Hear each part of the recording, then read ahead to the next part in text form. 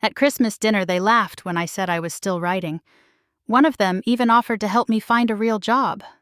But when my agent called, on speaker, to confirm my $22 million deal with HBO, no one laughed again. This isn't just about money. It's about what happens when you stop proving yourself to people who never truly saw you and start living like you already matter. My name is Elena Moore. I'm 36 years old and I live alone in a modest apartment just outside Portland, Oregon. There's nothing remarkable about the building. Beige siding, slightly uneven steps, a humming refrigerator that never quite quiets.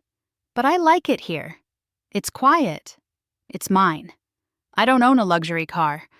I still drive the same Honda I bought 12 years ago after college with its coffee-stained upholstery and a radio that only plays 2 stations. My clothes are plain.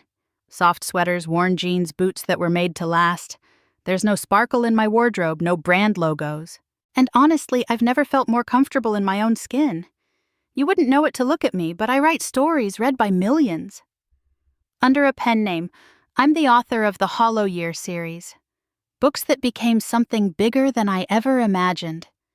They started as quiet fiction written during long nights with cheap tea and a desk lamp that flickered if you looked at it wrong. Now those stories are a hit streaming series watched around the world. Red carpets, contract negotiations, New York Times reviews. They've all happened, just not with my face on them. I've never told my family, not because I'm hiding something, not because I'm ashamed, but because peace matters more than applause. Because sometimes the people who raised you are the least willing to believe in what you've become, unless it comes wrapped in the language they value: wealth, prestige, public praise. Growing up, I was the quiet one. The girl who stayed in her room with a notebook while the rest of the family crowded around the TV, cheering for Evan's soccer games or Dad's weekend barbecue specials. My brother was charming, talkative, golden-haired, and destined, as my mother always said, for something great. And me, I was sweet, bookish, a little spacey. It's strange the way a family can write your character for you long before you understand how to hold a pen. Evan was 2 years younger, but you'd never know it by the way everyone deferred to him. If he forgot his science project, it was he's creative, he'll improvise. If I forgot mine, it was Elena, you need to be more responsible. At 13, he was praised for making jokes during dinner. At 16, I was scolded for correcting his grammar. He failed upward. I stayed quiet. Even now, our parents treat him like the family's pride. He's between ventures, which is a kind way of saying he's gone through 3 failed startups in 5 years and still thinks networking means having brunch with people who pretend to like him. But they still dote on him, still believe in his potential. Meanwhile, I've become someone they barely notice. Not that they ever truly did. It's December 23rd, and I'm folding a soft navy sweater into my overnight bag. I haven't been back to the family house in nearly a year, though I've sent the usual birthday cards and holiday gifts. The invitation came via group text, my mother's way of maintaining the illusion of closeness without ever asking how I am. Christmas dinner at 6. Bring dessert if you want. Evan's girlfriend is vegan. That was it. No, how are you? No, we'd love to see you. Just a time a command and a subtle reminder that Evan is always the main character. I debated not going. Every year I tell myself I won't. Every year I pack the same bag, buy the same cookies from the same bakery downtown, and drive 90 minutes to sit in the same room where I've been overlooked since childhood. It's not that they're cruel. Not exactly. It's more like I've become a placeholder in their lives. Someone who fills space without taking any. I could write a best-selling novel about a woman just like me and they'd skim the blurb, ask if I've considered applying for a real job and tell me I looked tired. But still, I go. There's a part of me, stubborn and stupid and deeply human, that hopes that this year they'll see me, not as Evan's older sister, not as the quiet one, but as a person, as their daughter. I zip the bag shut. Take one last look around the apartment. The bookshelf is full, not just with classics, but with copies of my own novels carefully tucked spine out signed under my pen name. The kind of success no one in my family would recognize if it were sitting in front of them. Maybe that's why I never told them. Because I wanted to be known without explanation. Because I needed someone, anyone, to see me without needing a resume attached. I lock the door behind me and head down to the car. The air is crisp. The sky is turning lavender. I breathe it in like armor. Tomorrow night I'll sit at a table surrounded by people who think I've failed. They'll talk over me, around me, and through me, but they won't break me, because I've built a life far beyond their field of vision. And soon, without me even trying, they'll finally see it. The Moore House always felt like a showroom. A place staged to impress, not to live in. When I pulled into the long, circular driveway lined with dormant hydrangeas and fairy lights woven into the hedges, I had to remind myself, this was once my home. The front door was already open. Through it, I could hear laughter that didn't include me. "Look who finally made it," my mother said the moment I stepped inside, kissing the air near my cheek, before turning away mid-sentence to greet someone more important. She didn't ask how I was or how the drive went. She rarely did. The house smelled of rosemary wood polish and something faintly artificial, like seasonal candles that hadn't been burned long enough to lose their factory scent. I followed the noise into the great room. Marble floors, white leather furniture no one sat on, framed photos of Evan in every stage of glory, Little League champion, college graduate, startup founder, posing with other men in slim suits and rented smiles. "Isn't this place something a man I didn't recognize said to his partner as they sipped cocktails under the chandelier? Feels like a magazine." It did. A cold one. Dinner was being plated in the dining room by uniformed staff. Not caterers who blended into the background, but servers trained to perform. Silver domes over every dishcloth, napkins folded like swans. And not a single person seemed to find it odd that Christmas dinner had a waitstaff. Evan just got back from Aspen, my mother was telling a group of neighbors. He's been networking with some venture capital folks there. Very promising connections. Evan, standing beside her with his champagne flute, smiled like someone used to being on stage. Still early, but yeah, some serious interest. Might be partnering on a fintech platform next quarter. I almost laughed. Next quarter was how Evan referred to the future when he had no concrete plan. The last time he used it, he was pitching a food delivery startup that never left beta. Before that, it was an eco-friendly luggage brand that burned through its seed money in 6 months. And yet here he was again, admired for his ambition, his confidence, his recycled optimism.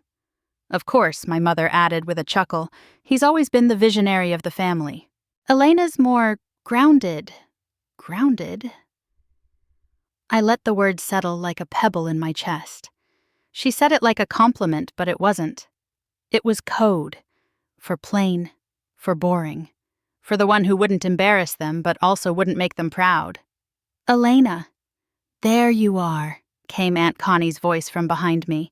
She always sounded like she'd just walked into a stage light. "I was just telling Bella about you." I turned to see my 16-year-old cousin standing next to her, nervously adjusting her glasses. "Bella's a big reader," Connie continued. "Loves creative writing." "Isn't that sweet?" I smiled at Bella. "That's wonderful." "What kind of things do you like to write?" "Mostly short stories," she said shyly. "I've been working on a little sci-fi piece for school." "Aw," Connie interrupted, patting her arm like she was comforting a child. "Just as long as it stays a hobby, right? We don't want another starving artist in the family. Lord knows your cousin's made a name for herself, just not one anyone's heard of." My smile didn't break, but something inside me did. "Besides," she added with a knowing glance, "writing doesn't exactly pay the bills, does it, Elena?" I said nothing. Because anything I said would have sounded defensive. Because no one in this room was listening anyway. And because I knew Bella was watching. And what she saw mattered more than what I said. When we were called to dinner, place cards marked every seat. It was a long, glistening table dressed in gold and white, with a centerpiece that stretched the full length like a floral river. At the far end, I found my name, next to the kitchen door. I took my seat quietly the same way I always had. On the fringe. Close enough to see everyone, far enough to be forgotten. On my left was a couple from my father's golf club, both too busy recounting their trip to Milan to notice me. On my right was the dessert cart, which would block my view the moment it was wheeled into position. I folded my napkin into my lap and glanced down the table at Evan, who was seated just left of center, directly under the chandelier. His date, someone new, probably temporary, was already snapping pictures of the meal for her Instagram story. My mother beamed at them like a proud campaign manager. My father lifted his glass and said, "To Evan, and to big things ahead." No one toasted me. No one asked what I was working on. No one remembered that in the last 3 months alone, I'd signed 2 international rights deals, consulted on a series finale rewrite, and had my manuscript translated into 5 languages. And that was okay, because I wasn't here for applause. I was here for something I hadn't fully named. Not hope exactly, but maybe closure. A last look at the version of myself they insisted on seeing. A seat at the table not to be seen but to see, clearly. As the first course was served and conversation swelled, I reached for my water, took a slow sip and exhaled. I was exactly where they put me. But I didn't belong here anymore. Dinner had officially begun. The clinking of crystal, the low hum of forced laughter, and the smell of roasted duck mingled with white truffle and saffron risotto. I sat straight in my chair, folding and refolding my napkin in my lap as the first course disappeared from the plates of people too busy talking to taste what they were eating. The conversation moved from vacation homes to political rants to a long and tedious story about a neighbor's facelift. I stayed silent.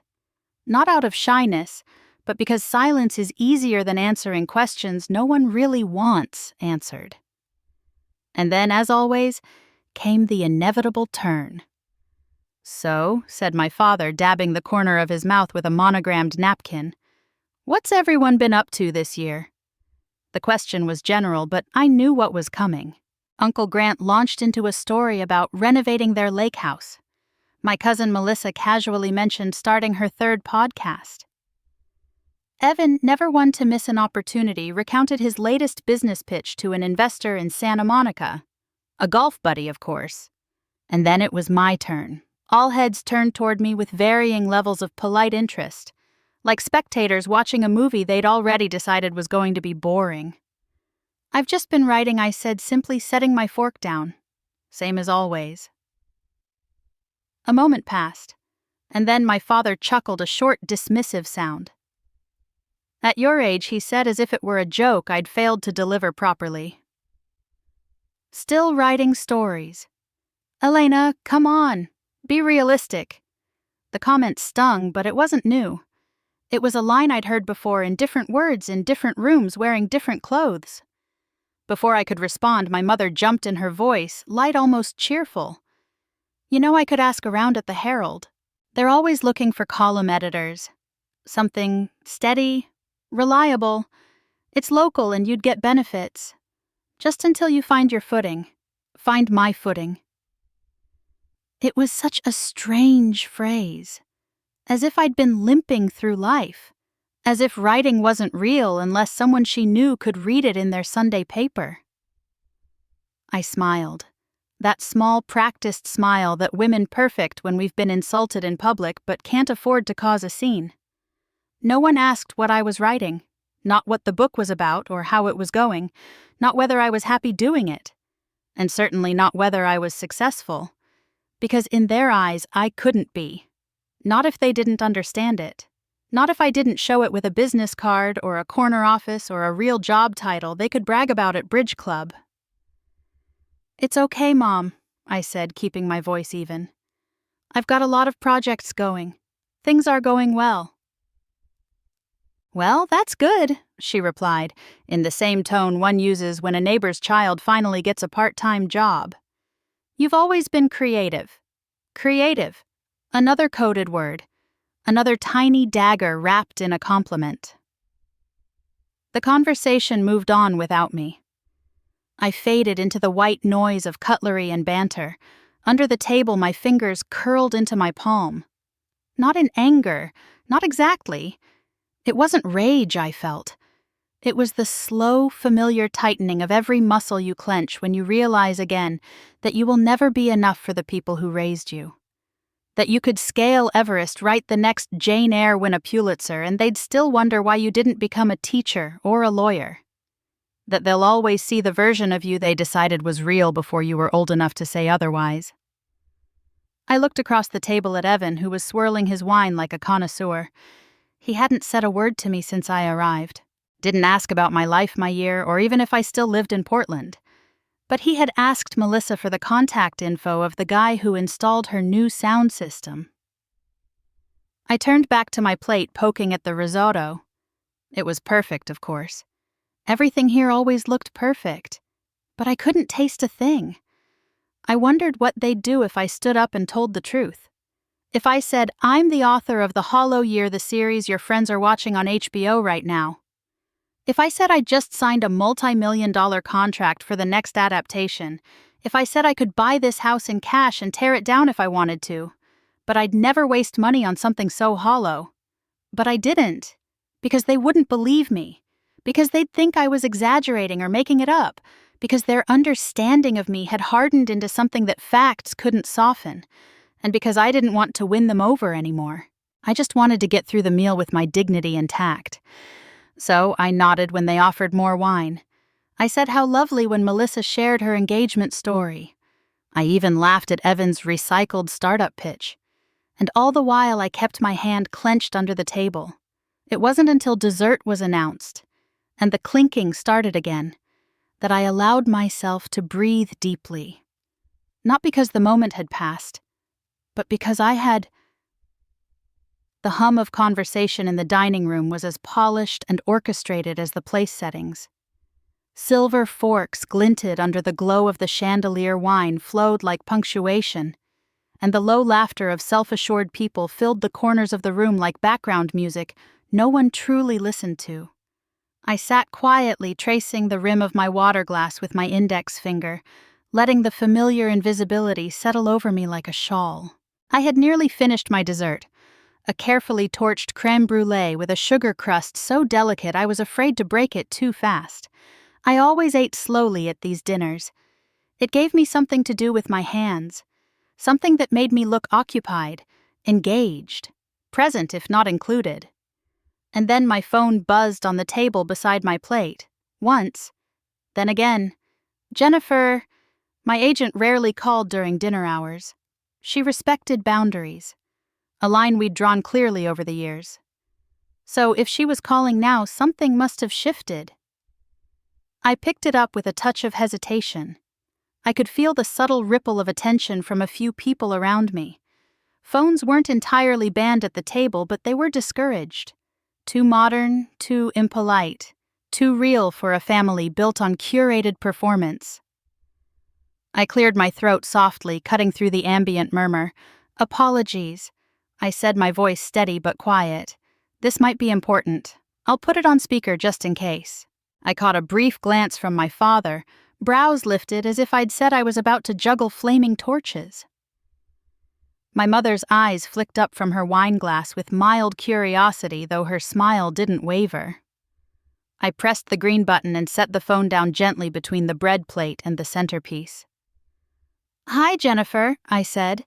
Her voice came through the speaker, clear and measured, the kind of cadence that made conference rooms go quiet and boardrooms lean in. "Elena, hi.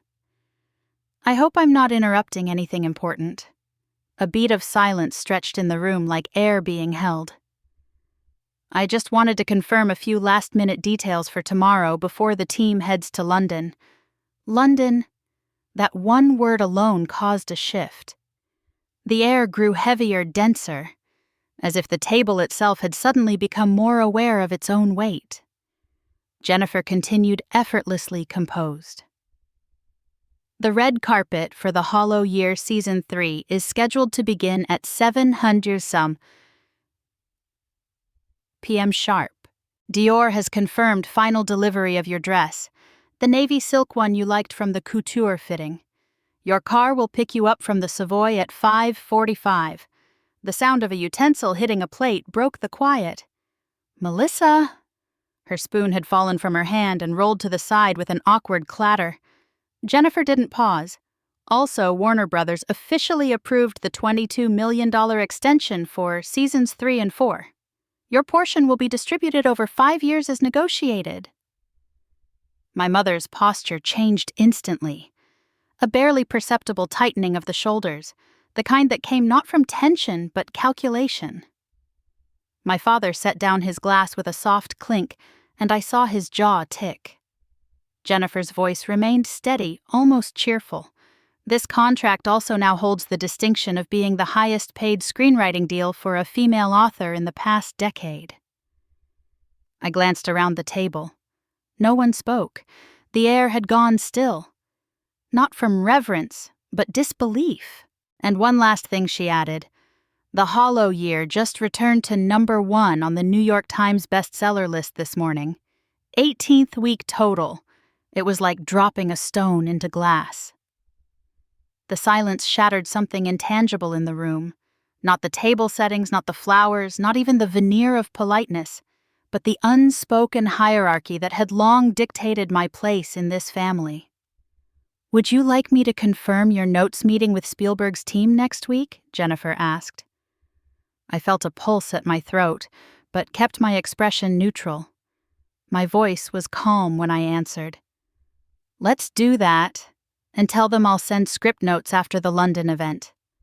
Perfect, she said. That's all for now. Just wanted to keep you in the loop. Congratulations again, Elena.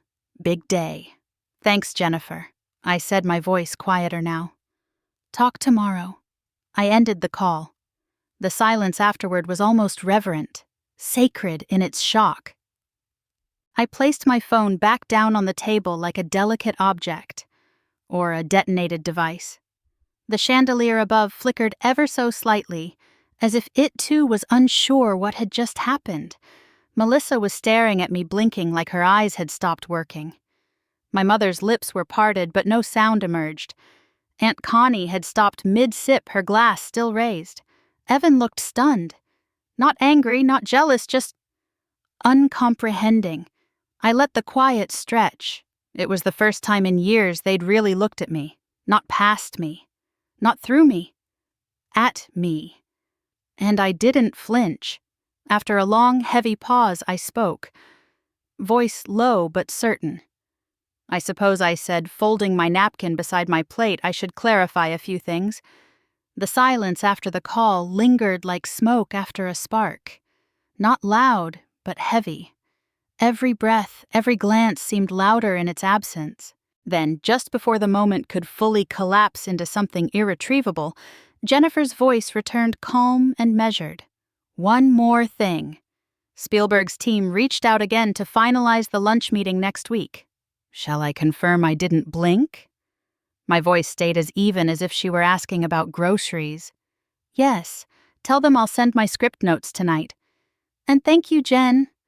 Always a pleasure, she said. Talk soon. The line clicked off. And just like that, the divide between who they thought I was and who I'd become cracked wide open. For a few seconds, no one moved. I could hear the faint chime of the grandfather clock in the next room, as if time itself was pausing to eavesdrop. My mother was the first to speak, and her voice cracked like the edge of a glass being tapped too hard.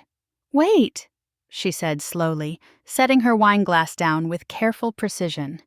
Did she say the Hollow Year? I nodded, turning gently toward her.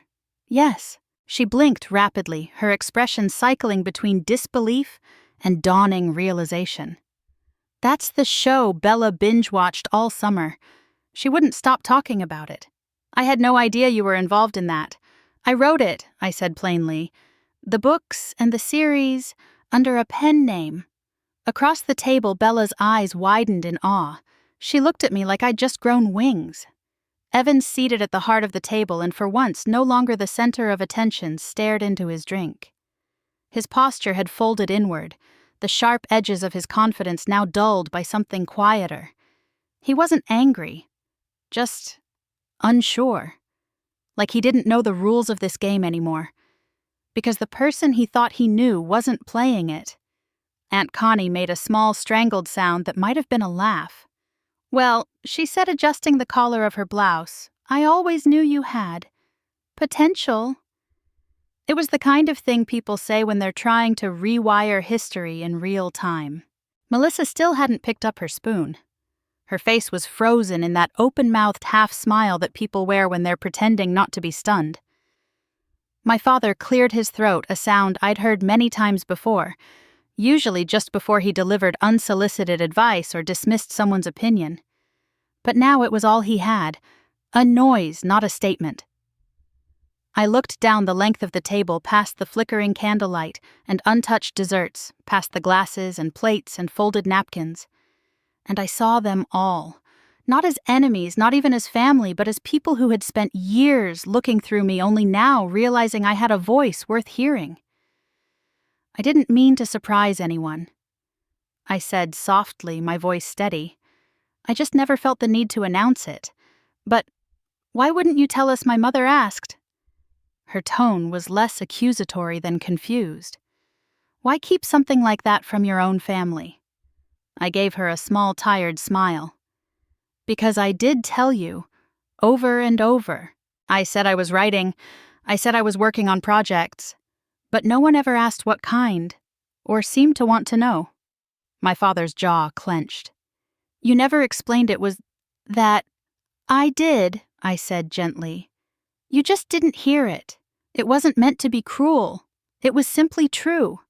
I had offered the truth in pieces for years. Small invitations to be seen, but they were too busy fitting me into the box they'd labeled dreamy, artsy, impractical to notice when I outgrew it. Margaret reached for her necklace, fiddling with the clasp. Well, she murmured, we always knew you were creative. There it was again. That word. Creative. Still a cage even now. Elena, the creative one. Evan, the successful one. Only now the labels no longer fit, and the room was struggling to find new ones quickly enough. I never kept this from you out of spite. I added more for myself than for them. I just stopped trying to explain something you'd already decided wasn't worth understanding. Bella leaned forward, eyes bright. Wait, so the character of Marin, the one who walks away from her whole life to become a writer in the woods, that was you. I smiled this time with warmth. Parts of her, yes. That's so cool, she whispered. Connie patted Bella's arm. Sweetheart, maybe now's not the time for questions. No, I said, still looking at Bella. It's okay. She's the only one at this table who's asking because she's genuinely curious, not because she suddenly thinks I'm useful. That hung in the air. No one challenged it. Because they couldn't. Because they knew it was true. I picked up my water glass and took a slow sip. I didn't gloat. I didn't smirk. I wasn't here for revenge or applause. I was here to speak plainly. To let the truth exist in the room like it always should have. For once, I didn't feel small in this house. I felt seen, not for the daughter they imagined, but for the woman I had quietly become. It didn't take long. The silence that followed my reveal had barely begun to cool before the recalibrations started. I could see it in the subtle shifts, the softened expressions, the curious tilts of heads, the forced warmth now rising in their voices like a sudden spring thaw after years of winter. My father cleared his throat again, this time with purpose. He leaned forward slightly, resting his elbows on the table in a way that suggested strategy more than sincerity. Well, he began voice lighter now if you ever think about expanding the series again, a sequel or maybe a spin-off. I know someone at Amazon Studios, good people. We golfed together. I didn't respond right away. Not because I didn't hear him, but because I needed the moment to land. I watched him struggle to act as though this was a natural extension of our relationship, as if he'd always been involved in my creative world, not someone who had once called my writing a phase. "That's good to know," I said with a polite nod, as if he were a distant acquaintance offering vague advice, not the man who raised me. Across the table, my mother suddenly came alive. Her voice brightened, her posture straightened. She reached out as if to take my hand, but stopped short when I didn't meet her halfway. "Darling," she said, beaming like a pageant queen, "we've always been proud of you. Truly. We just didn't know all the specifics. Specifics." As if it was a matter of missed detail, not years of disinterest. As if the absence of questions of encouragement of basic curiosity could be chalked up to a communication error. Still, I smiled, because now they were trying. Or at least pretending to. Aunt Connie, never one to stay quiet for long, chimed in next. "You know what you should do," she said, her voice syrupy with enthusiasm. "You should write a book about the family. The Moores are quite the characters. I mean, just think of the stories. It'd sell like hotcakes." She laughed at her own suggestion, already picturing herself in print. My smile didn't falter. Not even slightly. "That's an idea," I said calmly, picking up my water glass. "If I ever did, I'd make sure to change every name and every identifying detail." I set the glass back down and looked her directly in the eye, just enough to make sure no one recognized themselves. The room shifted again, not with outrage, not with anger, with unease, real unease. For the first time that evening I saw it. The flicker of self-awareness in their eyes. The realization that maybe their behavior, their words, their years of casual dismissal weren't harmless. That maybe they had become characters. And maybe they wouldn't like how they'd be written. Aunt Connie laughed, but it came out tight. "Oh, of course," she said. "Just a fun idea. No pressure." My mother busied herself with adjusting the placement of a napkin that was already perfectly square. My father took a sip of wine and avoided my gaze. Evan, still quiet, tapped his fork against the rim of his glass in slow, rhythmic clinks. A nervous habit I hadn't seen since we were kids. I could feel the discomfort ripple across the table like a breeze brushing against taut fabric. They weren't angry with me, not really. They were unsettled by the idea that the narrative had shifted, and they were no longer in control of how the story would be told. Because for the first time, I wasn't asking to be seen. I was choosing who got to matter in the telling. Melissa, recovering her composure, piped up with forced cheer. "So, when's the next season coming out? I mean, now that we know you're behind it, we'll have to watch more closely." I gave her a small closed-mouth smile. "Shooting begins in January. But there's plenty to catch up on in the meantime."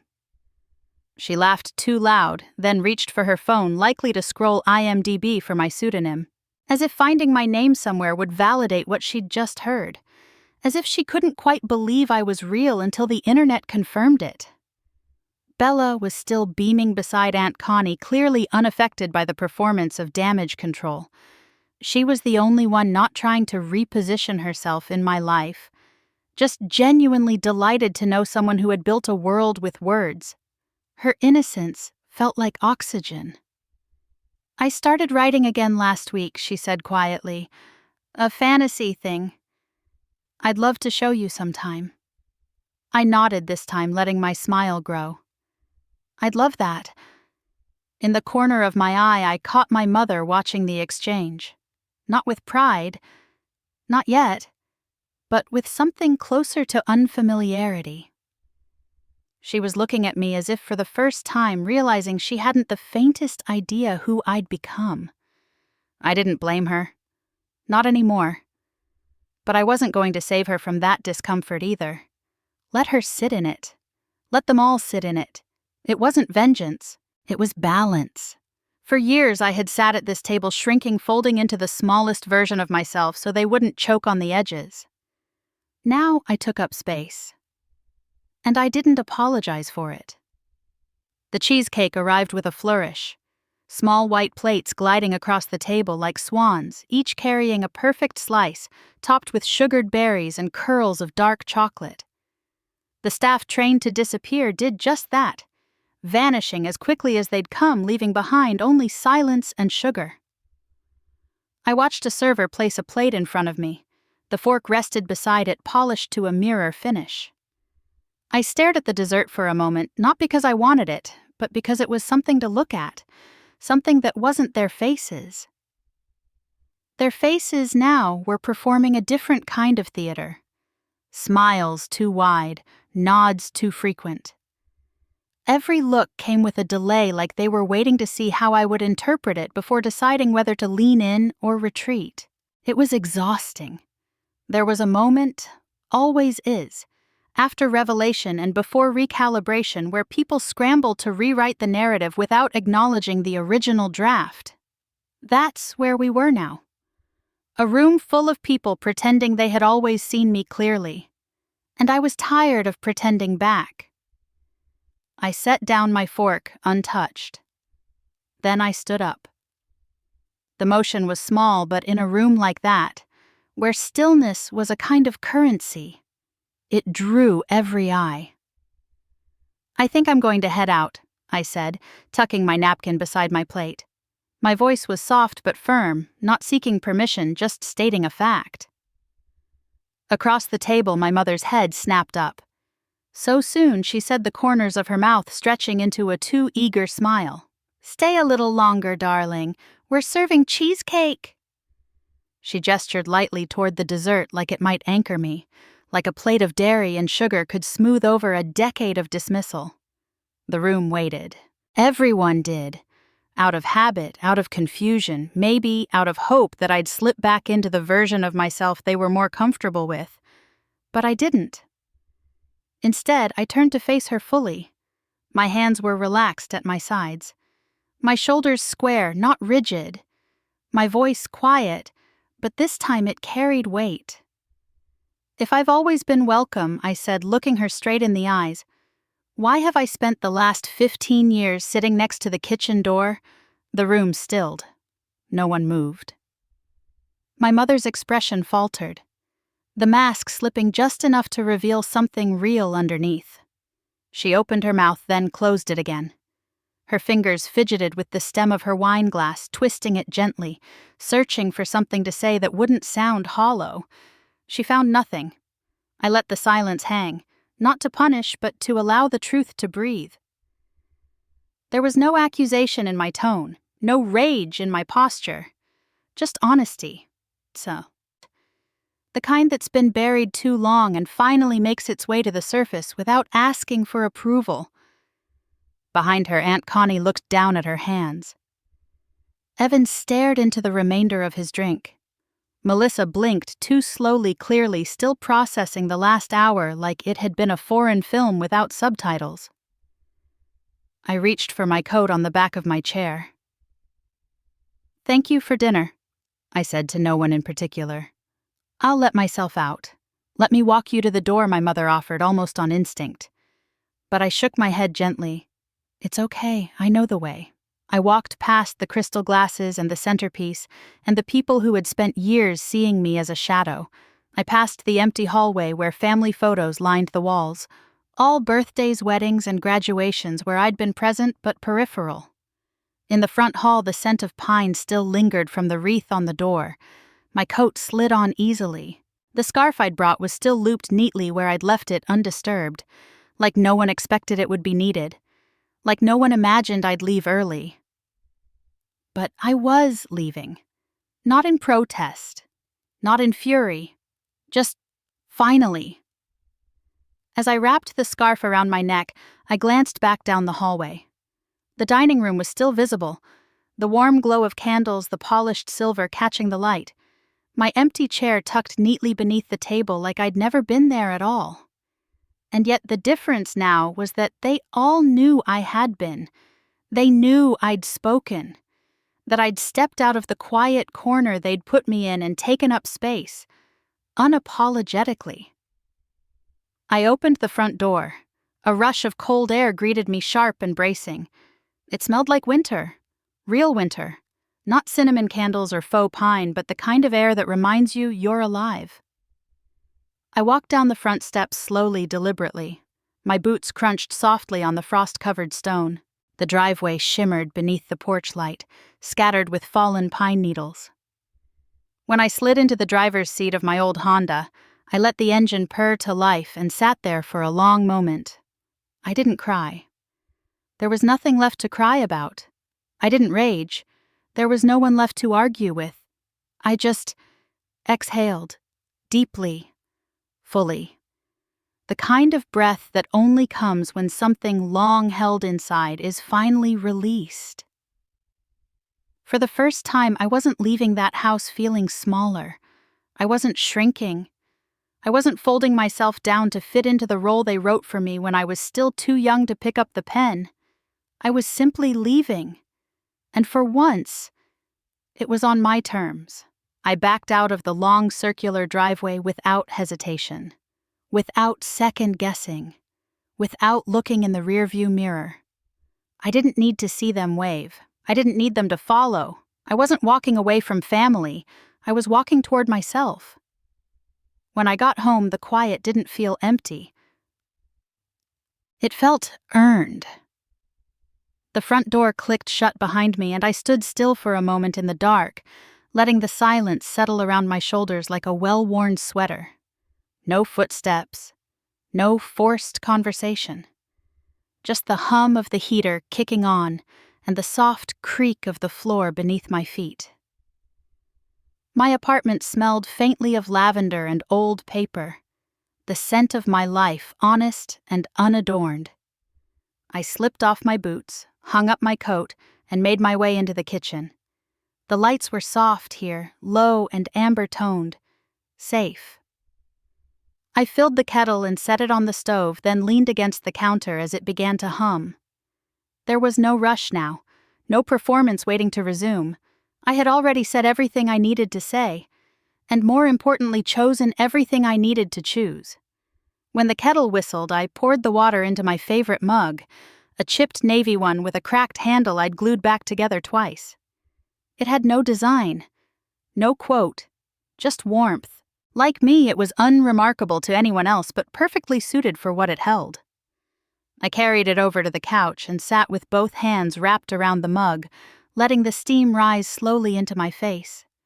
My body still carried the weight of the night, the posture of restraint, the effort of silence, the discipline it takes to speak carefully when you could easily let bitterness do the talking. But underneath it all, I felt light, lighter than I had in years. I opened my laptop. The soft blue glow illuminated the room, casting long shadows against the bookshelf and the blanket-draped chair in the corner.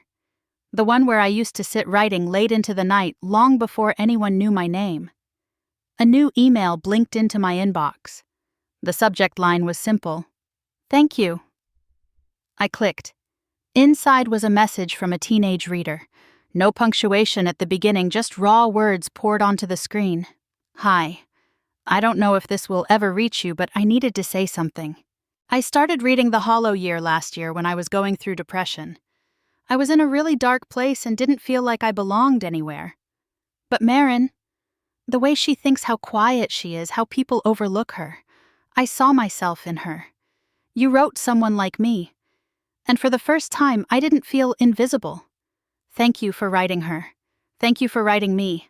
I read it twice, then a third time. And then I smiled. Not the polished kind, not the practiced kind, but the kind that came from deep in my chest. The kind that unfolded slowly the way a flower might open in the dark when no one's watching. "That's the compliment I needed," I whispered, letting the words float into the stillness of the room.